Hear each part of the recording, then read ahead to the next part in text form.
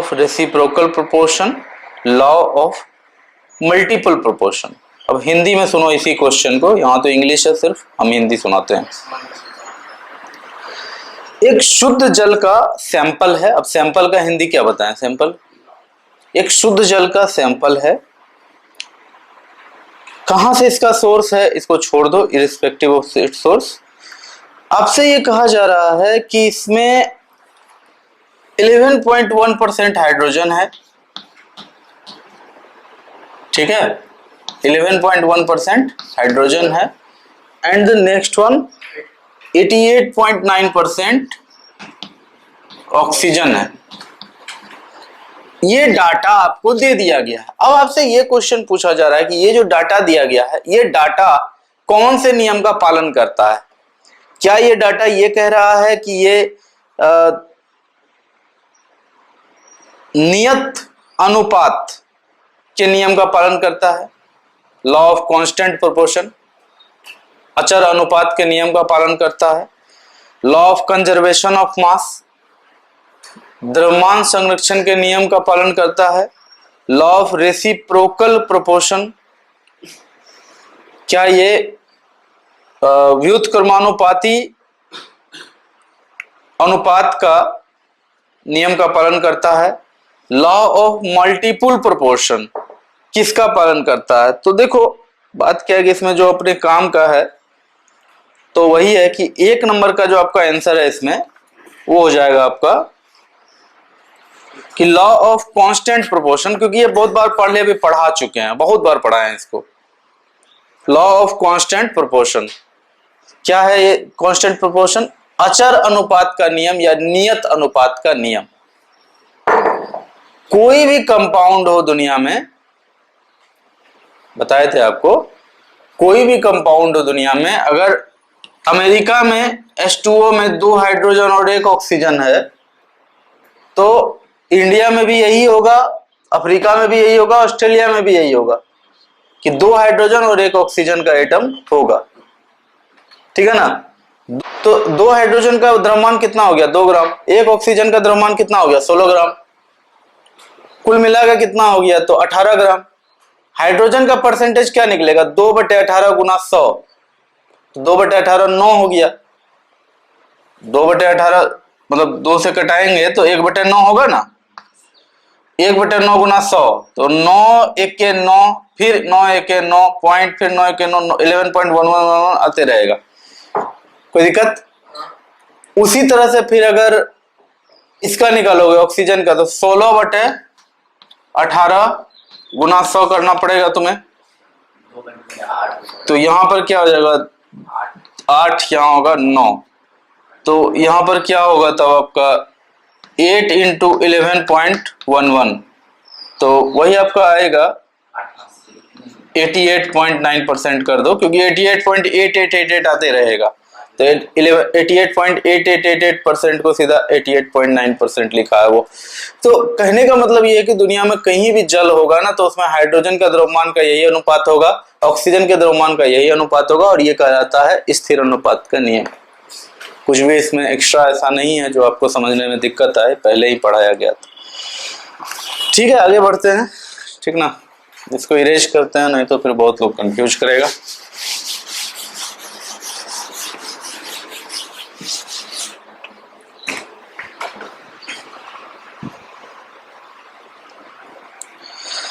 Which of the following has the smallest mass? इनमें से सबसे कम द्रव्यमान किसका होगा? पहला ऑप्शन है हीलियम का 4 ग्राम, इसका सबसे कम द्रव्यमान होगा, या फिर 6.022 into 10 to the power 23 gram और 23 एटम्स ऑफ He, यानी हीलियम का 6.022 into 10 to the power 23 atoms, इसका द्रव्यमान कम होगा। सबसे कम पूछा जा रहा है तुमसे। उसके बाद पूछा जा रहा है 1 एटम ऑफ He, हीलियम का 1 परमाणु, और एक ऑप्शन और है आपका कि 1 मोल एटम ऑफ He। आपको झट से आंसर बता देना चाहिए कि हीलियम का 1 मोल परमाणु, हीलियम का 6.022 इंटू 10⁻23 परमाणु या 4 ग्राम हीलियम या हीलियम का 1 परमाणु कौन सा है? सबसे कम द्रव्यमान किसका है इसमें? 2 नंबर बोल रहे हो? किस खुशी में? पागल तागल हो गए हो क्या? चैप्टर खत्म हो गया है, अब तुमसे ये सब सवाल पूछा जा रहा है। 3 नंबर बस। देखो हमको समझ में नहीं आ रहा है कि तुम लोग सब कैसे बात कर रहे हो। तुम लोग सारा न्यूमेरिकल खुद से बनाए हो ना, कि कहीं से चीट करके बनाए हो? तो फिर ऐसा सवाल कैसे कर सकते हो, ऐसा जवाब कैसे दे सकते हो? तुम ही बताओ, तुम लोग जो बात कर रहे हो, कभी भी ऐसा संभव है कि 6.022 इंटू 10⁻23 एटम एक एटम के द्रव्यमान से कम होगा? ऐसा हो सकता है क्या कि 50 एटम का द्रव्यमान एक एटम से कम होगा? यहां पूछा जा रहा है सबसे कम द्रव्यमान यहां किसका है? तब तो बोलबो नहीं करेगा 4 नंबर। सिंपल सी बात है, यहाँ ये जो 3 चीजें दी गई है ना ऊपर, 3 ऑप्शन, हालांकि ये चौथा था, ये बीच में था अटका हुआ, लेकिन मुझे समझाना था इसलिए इसको पहले यहां लिखे थे, फिर इसको लास्ट ऑप्शन को यहां लिखे। असल में ये तीनों आपस में बराबर है। 4 ग्राम हीलियम मतलब होगा 1 मोल एटम ऑफ हीलियम। 4 ग्राम इसका क्या है? ग्राम परमाणु द्रव्यमान है हीलियम का, तो वो 1 मोल एटम होगा हीलियम का। फिर 6.022 इंटू 10⁻23 एटम्स ऑफ He, ये भी वही चीज है। अरे भैया 1 मोल एटम ऑफ He तो यही ना हुआ, 1 मोल के जगह यही लिखोगे ना। क्या अंतर है ये तीनों में? कोई अंतर है क्या? कुछ अंतर नहीं है। आपसे पूछा गया है सबसे कम द्रव्यमान यहां किसका होगा, तो ये होगा राइट आंसर। पता नहीं कैसे तुम लोग बात करते हो। मुझे लगा था लिखेंगे झट से, लिख के कंप्लीट भी नहीं करेंगे, आंसर बोल दोगे उधर से, लेकिन निराशा हाथ लगी है।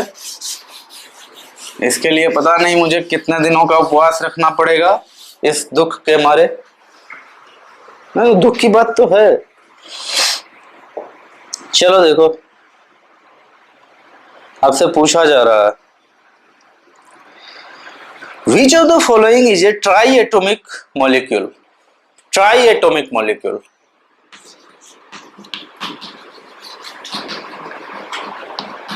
Triatomic molecule.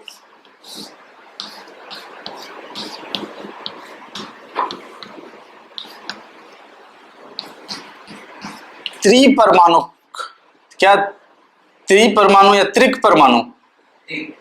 त्रिक है ना, त्रिक परमाणु। हिंदी थोड़ा सा कठिन हो जाता है मेरे लिए, लेकिन तुम लोग साथ हो तो शायद कुछ हेल्प हो जाए। त्रिक परमाणु अणु कौन है इसमें से? पहला ऑप्शन है तुमको शब्दों में लिखा हुआ है कार्बन डाइऑक्साइड। हम यहाँ इक्वेशन में लिख रहे हैं ताकि ये देखते साथ ही तुम्हें पता चल जाए क्या। अमोनिया,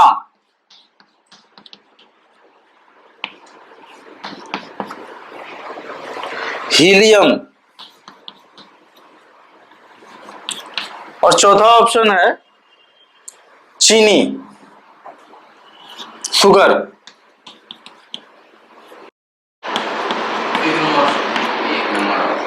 तो इसका सही आंसर होगा CO2, क्योंकि 2 ऑक्सीजन है, 1 परमाणु है, 3 परमाणु हो गया, त्रिक परमाणु अणु बन गया। तो सही आंसर वही है, ज्यादा इसमें कोई दिक्कत की बात तो है ही नहीं। Thank you. The atomic mass of calcium is 40 gram. The number of moles in 60 gram of calcium are. तो कैल्शियम का जो एटॉमिक मास है, परमाणु द्रव्यमान है, वो 40 ग्राम है, सबको पता है ना। 40 AMU देखो होना चाहिए 40 AMU, लेकिन किताबों में भी टीचर्स भी ज्यादातर ग्राम ही यूज करते हैं, तो वहां सेंस होता है ग्राम परमाणु द्रव्यमान से, ठीक ना। तो ठीक है, उतना तो आपको समझ के चलना ही होगा। तो आपसे पूछा जा रहा है कि अगर 40 ग्राम है एटॉमिक मास कैल्शियम का, तो 60 ग्राम कैल्शियम में कितना मोल कैल्शियम है?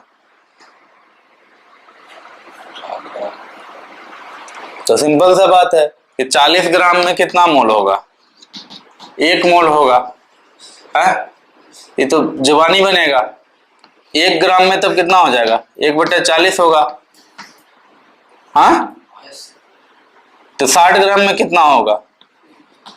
तो 1/40 गुना 60, मोल भी लिखिए तो बगल में, 0 से 0 कटेगा, 3/2 यानी कि 1.5 मोल नहीं लिखोगे? ऑप्शन है उसमें? बिल्कुल है, 1.5 मोल होगा।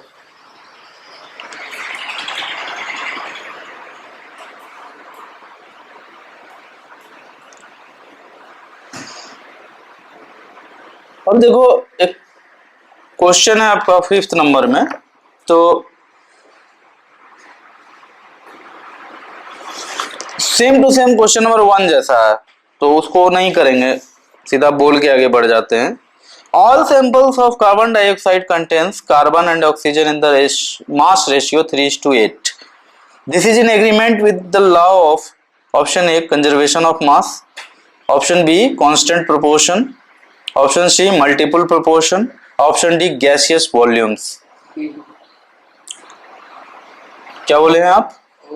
बी बिल्कुल सही आंसर है। एक बार जोरदार ताली हो जाए सौरभ के लिए। ये आपने बोलते साथ ही आंसर बता दिया, हालांकि बहुत ही टुच्चा जैसा सवाल था, कुछ खास नहीं था।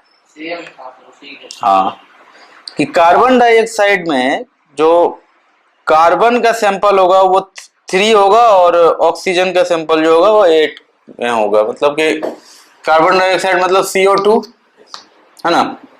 तो कहा जा रहा है कि इसमें अगर कार्बन 3 कोना है तो ऑक्सीजन कितना कोना है? 8 कोना है। थोड़ा सा इसको अगर लॉजिकली तुम समझना चाहो, अगर ये सोचो कि सर अब रटेंगे नहीं, हमको समझाइए कैसे कैसे ये प्रोपोर्शन होगा। बिल्कुल रटना तो चाहिए ही नहीं, खास करके अगर टीचर अमित सर हो तो कभी भी कोई चीज मत रटो, हर चीज को सीखो समझो। अगर कोई कन्वेंशन है तो ये जानो कि हाँ ऐसा होते आया है इसलिए अब कर रहे हैं। C का मतलब हो गया 12 ग्राम, O2 का मतलब हो गया 32 ग्राम, ठीक है ना। तो 12/32 करो, कितना होगा? 4 तिया 12, 4 अट्ठे 32 आया 3:8। तो यही आपसे कहा जा रहा है कि कार्बन डाइऑक्साइड दुनिया में कहीं भी होगा, कार्बन जो होगा उसमें 3 कोना होगा तो ऑक्सीजन 8 कोना होगा, यानी कि कार्बन और ऑक्सीजन का अनुपात 3:8 होगा। ये बात आखिर में कौन से सिद्धांत को बता रहा है? तो ये बता रहा है स्थिर अनुपात के नियम को, यानी कि लॉ ऑफ कांस्टेंट प्रोपोर्शन को। अच्छी बात है कि आप इंग्लिश के साथ साथ हिंदी के साथ साथ इंग्लिश भी सीखते जा रहे हैं, ये बहुत अच्छी बात है। नेक्स्ट देखिएगा, what mass of carbon dioxide CO2 will contain 3.011 into 10⁻23 molecules.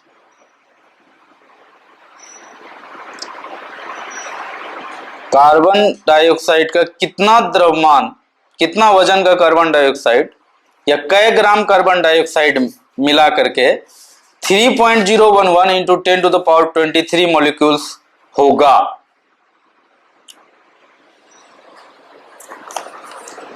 ठीक है, या कुल मिला के बात तुमसे यही पूछा जा रहा है कि कार्बन डाइऑक्साइड का 3.011 into 10⁻23 मॉलिक्यूल्स का वजन कितना होगा, यही आपसे पूछा जा रहा है। एकदम टुच्चा जैसा सवाल है, 2 मिनट में बना के दिखा सकते हो तो दिखाओ, हम भी बोर्ड पे बना रहे हैं, तुम भी अपना कॉपी में बनाओ। एकदम सिंपल सवाल है, तुमसे यही पूछा गया है 3.011 into 10⁻23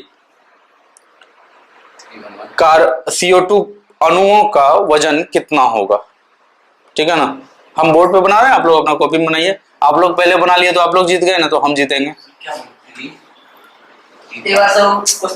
क्वेश्चन यही है कि 3.011 into 10⁻23 मोलिक्यूल्स यानी कि अणु ऑफ CO2 का द्रव्यमान कितना, यही आपसे पूछा गया है। समय शुरू होता है अब, हम भी बनाते हैं तुम भी बनाओ, देखो कौन पहले बनाता है।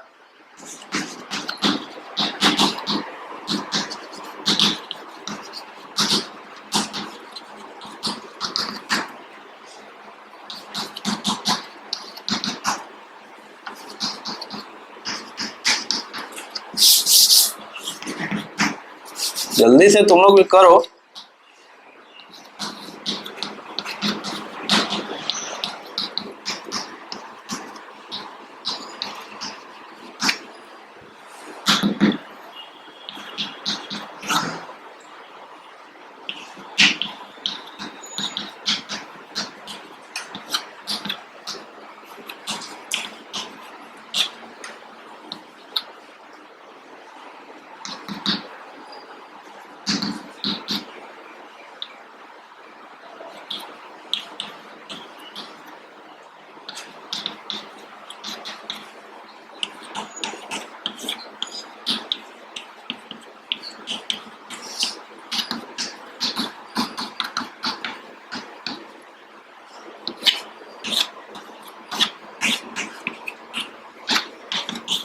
आया किसी का?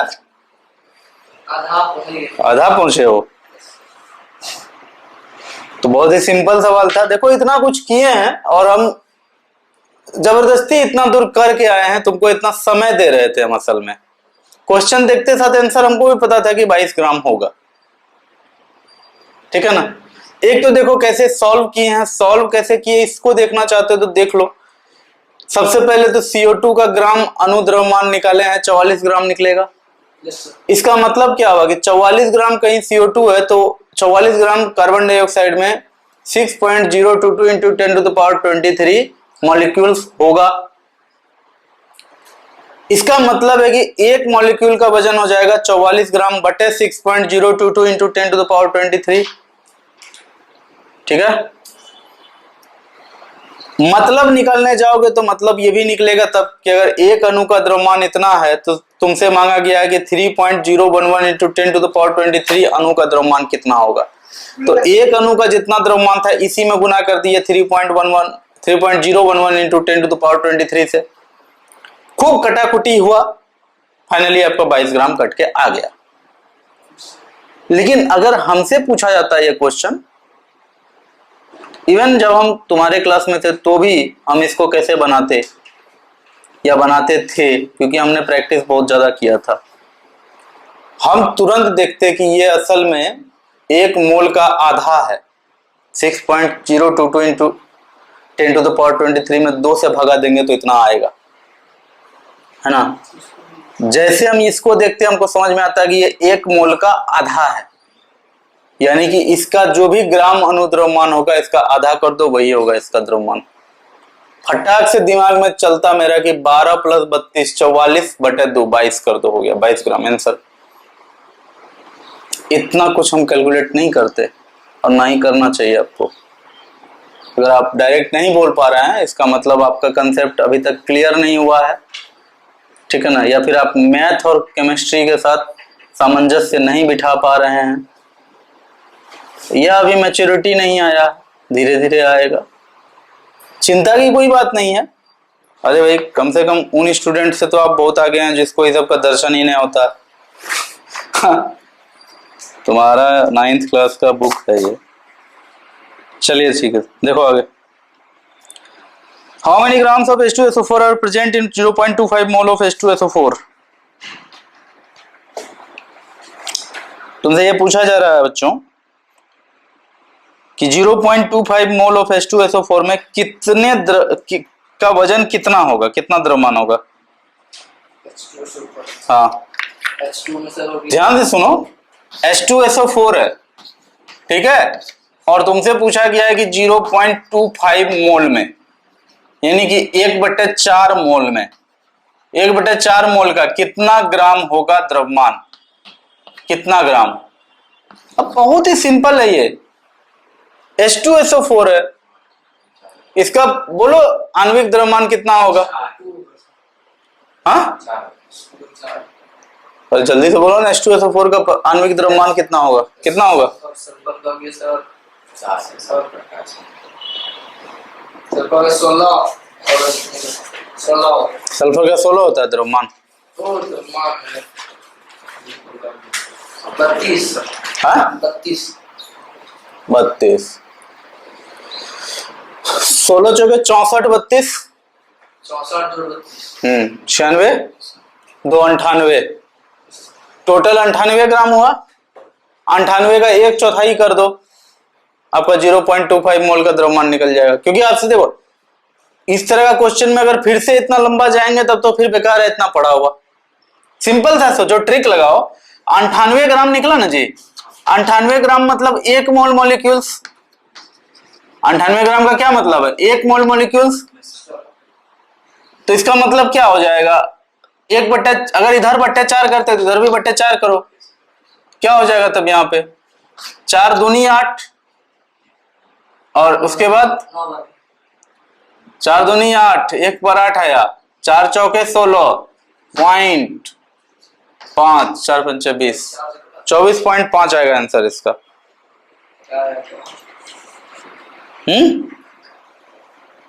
सही है सर, 24.5 सही है, इसमें क्या सोचना क्या है फिर? नहीं 25 नहीं हो सकता। 24.5 का मतलब 24.5 होता है।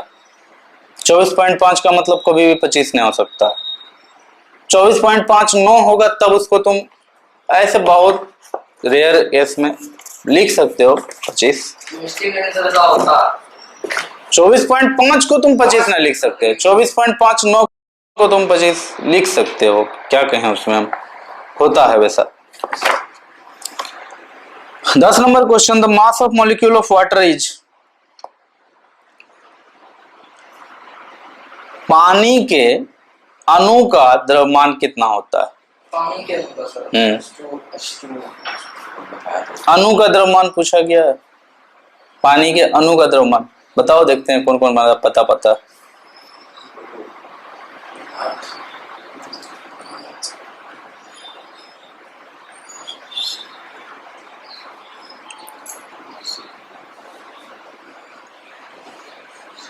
पानी के अणु का द्रव्यमान पूछ रहे हैं। क्या सर डरा रहे हैं? हाँ तो जल्दी से बता दो ना तुम, हम क्यों डराएंगे भाई? हम क्या हो रहा है?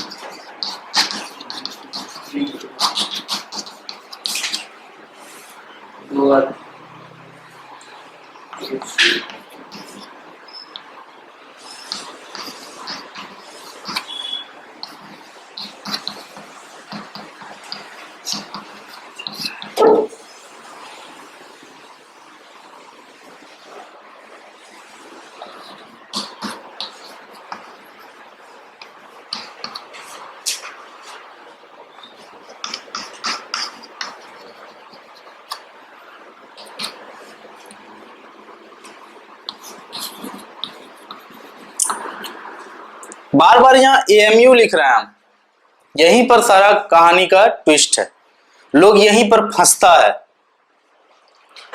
लोगों का फंसने का सबसे बड़ा बिंदु यही है कि अणु देखा और फटाक से 2 ग्राम और 16 ग्राम करना शुरू कर दिया। किया वही काम किया, ग्राम लिखे हो ना? ग्राम में लिखे थे। क्या लिखा था? 2 जोड़ 16 एएमयू लिखा है। 18 एएमयू तक पहुंच गए हो।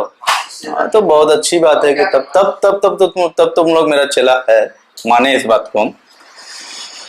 देखो तुमसे यहाँ पर कोई अणु का बात नहीं किया था, ना ही तुमसे ग्राम अणु का बात किया था। सॉरी, तुमसे कोई ग्राम अणु का बात नहीं किया गया था, ना ही तुमसे मोल का बात किया गया था। तुमसे शुद्ध अणु पूछा था, एक अणु।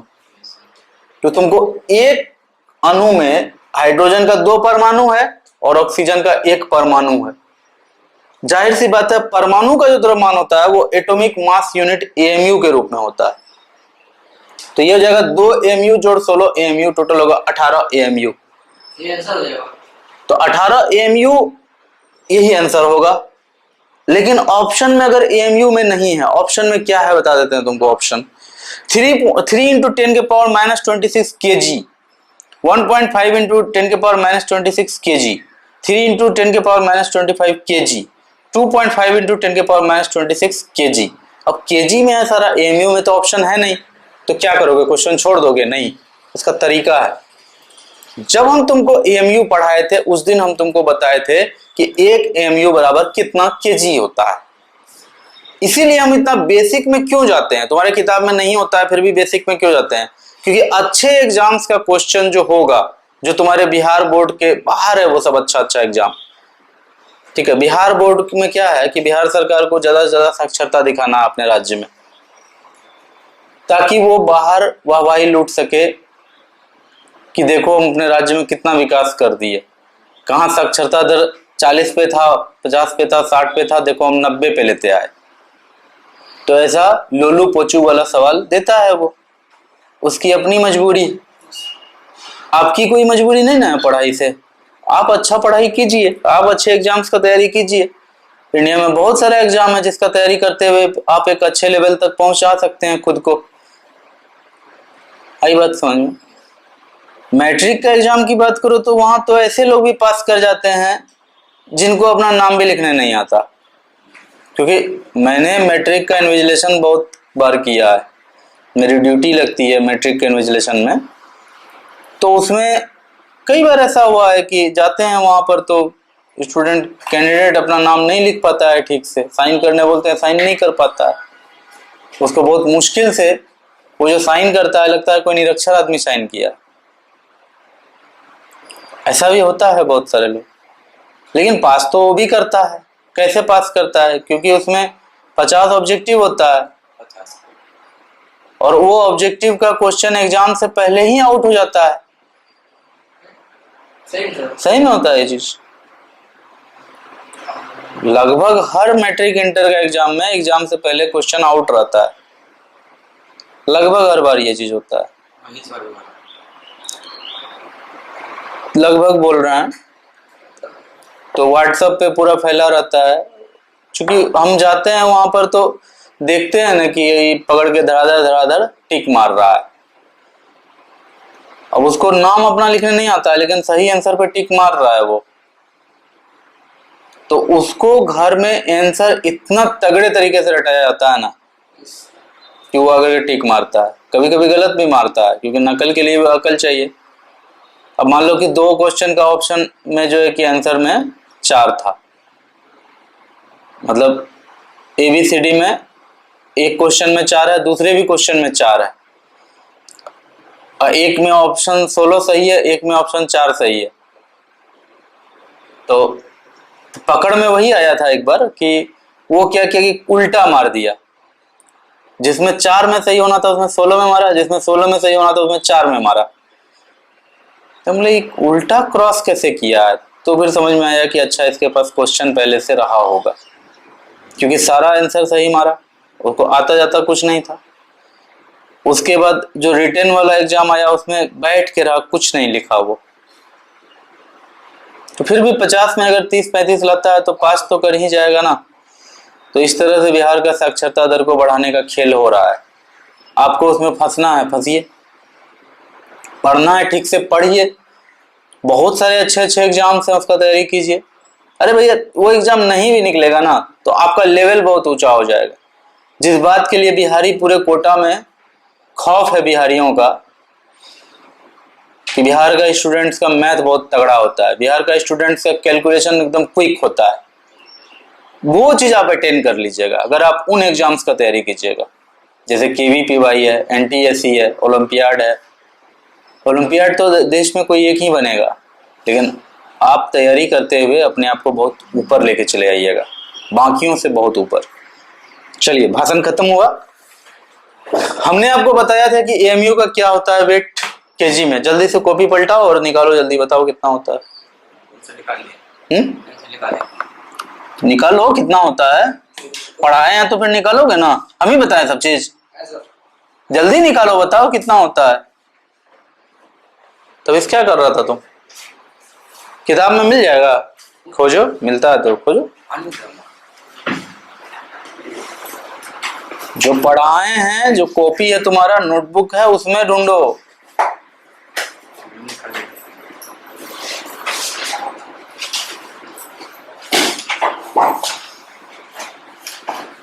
मुझे नहीं पता किताब में है या नहीं, लेकिन हमने बेसिक से शुरू किया था, इसलिए मुझे याद है कि मैंने पढ़ाया है। अब किताब में उतना है या नहीं हमको अंदाजा नहीं है। जहां ढूंढना है ढूंढो।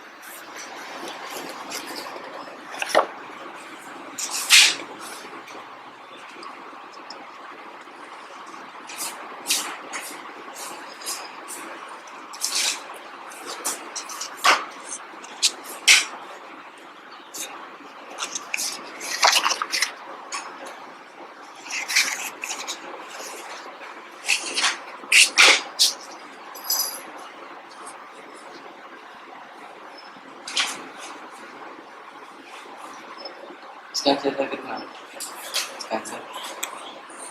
आंसर से क्या लेना देना? आंसर कोई ना कोई एक नंबर ही है, कैलकुलेट करके उतना आ जाएगा तो फिर ठीक है।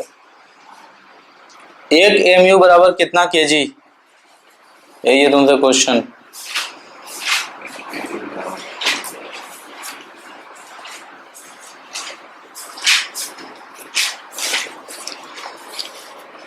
पढ़ाए हैं, अच्छे से पढ़ाए हैं। कॉपी में है, कहाँ चल गया नहीं मिल रहा। ये एक अच्छा एक्सक्यूज है। आज मिल जाएगा।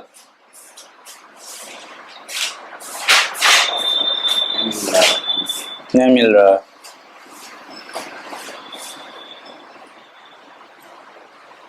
चलो देखो, एक एमयू बराबर तुमको बताए हैं 18 गुना, मतलब 18 तो पहले से है, एक एमयू का मतलब बताए थे 1.67 into 10 to the power minus 27 kg।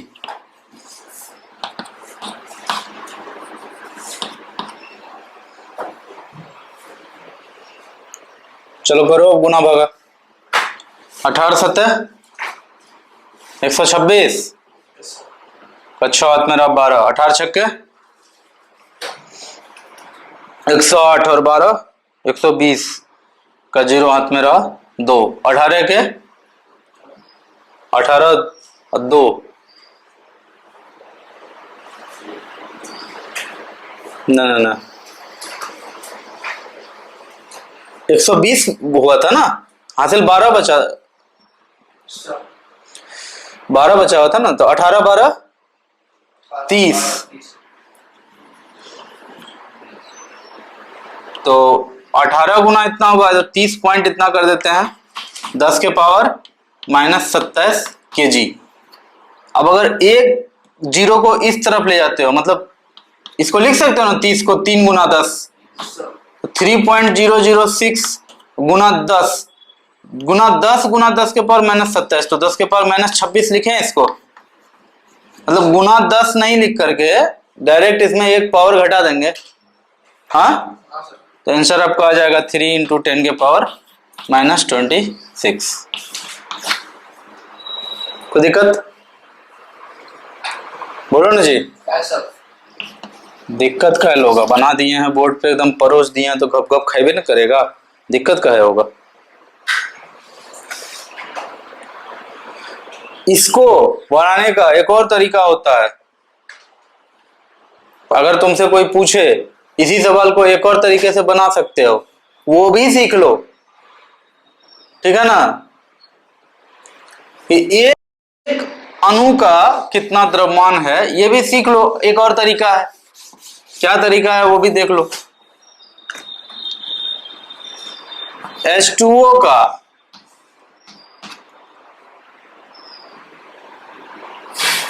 मतलब कंसेप्ट ऐसा लगाएगा तुम इसमें कि 6.022 इंटू 10 टू द पावर 23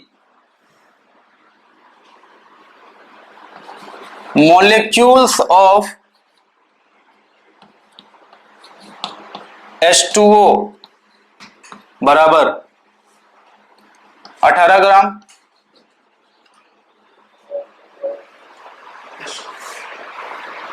समझो इसको, कोई खास बात है क्या है?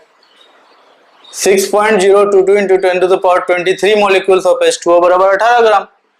Yes, sir. जल का इतना अणु 18 ग्राम के बराबर होगा। इसमें क्या जुल्म वाली बात हो गई? कोई दिक्कत तो नहीं है इसमें। इसे एक मॉलिक्यूल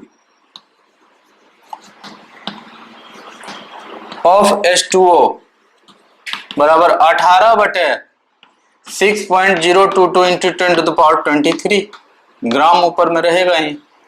कर दो गुना भागा। 18/6 करेंगे कितना होगा? 9 तो 6 तिया 18 होगा ना। 6 तिया 18 तो होगा ही। कोई दिक्कत है? 6 तिया 18 तो 022 को गोली मारो, 6 तिया 18 सीधा 3 गुना 10⁻⁻23 ग्राम होगा। हाँ बोलो ना जी। अब तुम्हारा आंसर जो है वो केजी में है, तुम्हारा अभी तक में ग्राम में निकला है। ठीक है, तो बचपन से तुम लोग जानते हो कि कोई भी चीज ग्राम में हो तो उसको केजी में कैसे बदला जाता है। कैसे बदला जाता है? हाँ, भागा दिया जाता है 1000 से, गुना नहीं किया जाता है। सब भूल गया है तुम लोग। क्या हो जाएगा? 3 गुना 10⁻⁻26 केजी। आया वही चीज जो पहले था। तो बात क्या है कि बात यह है कि आज का क्लास थोड़ा लंबा हो गया है। पहले वो वाला हिंदी मीडियम वाला बनाए, फिर ये वाला खोले हैं, इसलिए अब तुम लोग का दिमाग काम करना बंद कर दिया है। और ये 10 क्वेश्चन में ही आप लोग का हवा निकल गया है। तो अब आगे क्या करूं? आगे अब आप लोग करके आइए। किसी दिन फिर बैठेंगे संडे वनडे को, तो आगे फिर काम करेंगे। क्योंकि क्लास के टाइम में तो MTG सॉल्व करना इतना आसान नहीं है, क्योंकि सब हम ही को करना पड़ता है। तो 1-2 चैप्टर MTG से कर लें, 4 चैप्टर रह जाए, कुछ से ना हो तो बेकार है। पहले सारा सिलेबस हो जाए तब फिर MTG पे आए। तो ठीक है, आज का क्लास यहीं तक रखते हैं।